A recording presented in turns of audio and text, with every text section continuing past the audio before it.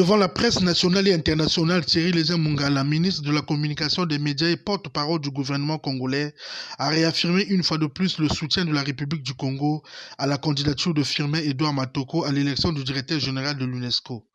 Du haut de ses 40 ans d'expérience en qualité de cadre maison, diplomate et économiste, Firmin Edouard Matoko, a dit le conférencier, est l'homme de la situation.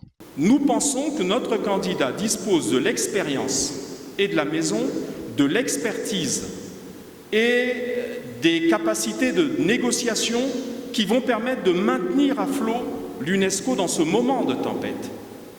Et à chaque fois qu'une institution des Nations Unies, du système des Nations Unies, a été confrontée à ce type de défi, il a toujours été plus facile, plus positif de recourir à des cadres qui connaissent déjà la maison. Cette situation conforte notre candidat et conforte notre idée qu'il est l'homme de la situation.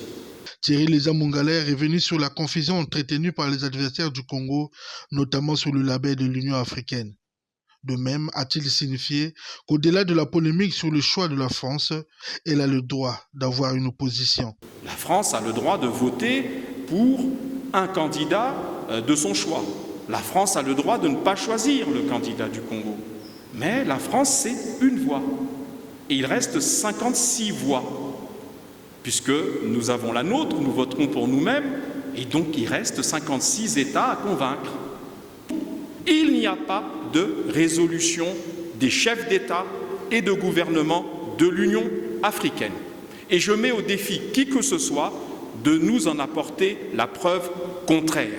Vous n'aurez pas, devant des chefs d'État assis à Addis Abeba, ou ailleurs, si le sommet des chefs d'État avait lieu ailleurs, on parle d'Accra ou d'ailleurs, des chefs d'État assis et devant lesquels un des représentants de l'Union africaine lirait le communiqué final devant ces chefs d'État annonçant que l'Union africaine présentait le candidat de l'Égypte. Il n'existe aucune résolution dans ce sens-là.